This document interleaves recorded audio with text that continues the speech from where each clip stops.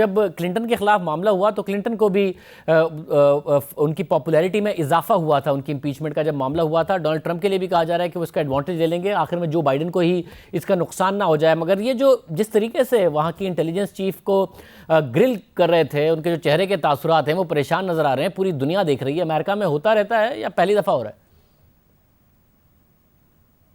نہیں, میرے خیال میں ہے نارمل ہے, لیکن ٹرمپ کے آنے کے بعد یہ اور نارمل ہو گیا. اگر آپ دیکھیں تو یہ پہلا موقع نہیں ہے. ٹرمپ جس دن سے آئے ہیں اس دن سے گرلنگ ہوئی ہے, اور اس معاملے میں ان کے جو حمایتی ہیں وہ صحیح کہتے ہیں کہ فرام ڈے ون تقریباً آدھا امریکہ جو ڈیموکریٹس ہیں وہ پہلے دن سے امپیچمنٹ کی بات کر رہے ہیں, کیونکہ ابھی تک ہضم نہیں کر سکے کہ ڈونلڈ ٹرمپ جو ہیں وہ امریکہ کے پریزیڈنٹ ہیں. سو جو کروا رہے ہیں امپیچمنٹ کی پروسیڈنگز, ان کا مسئلہ یہ ہے کہ پہلے دن سے ان کی کنسٹیچوئنسی کہہ رہی ہے کہ کراؤ کراؤ کراؤ کراؤ. اب الیکشن قریب آ رہا ہے اور اس سے پہلے وہ یہ چاہتے ہیں کہ کم از کم اپنے لوگوں کو کہہ سکیں ہم نے کوشش تو کی.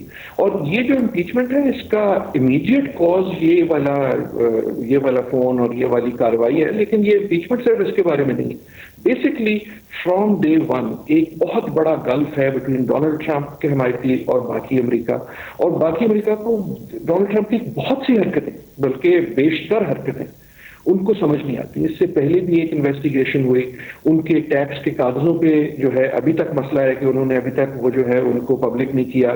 ان کی جو رشیا کے ساتھ اور پوٹن کے ساتھ گفتگو ہوئی الیکشن کے دوران, اس کے بارے میں آپ جانتے ہیں کہ ایک بہت بڑی پہلے ہیئرنگ ہوئی, پھر ٹاکس ہوئی. تو ان اے وے ڈونلڈ ٹرمپ جو ہے وہ بیٹل ہارڈن ہو گئے ہیں. اس لیے میں کہہ رہا ہوں کہ مجھے اگر میں بیٹنگ آدمی ہوں اور میں اگر شرط لگائیں نا خود سے, تو میں ایک شرط لگا کے کہہ سکتا ہوں وہ اس گیم کو انجوائے کریں گے, اور ایسا نہیں ہے کہ وہ کہیں گے شرمندگی میں ہاں جی غلطی ہوگی تو میں بیٹھ جاتا ہوں.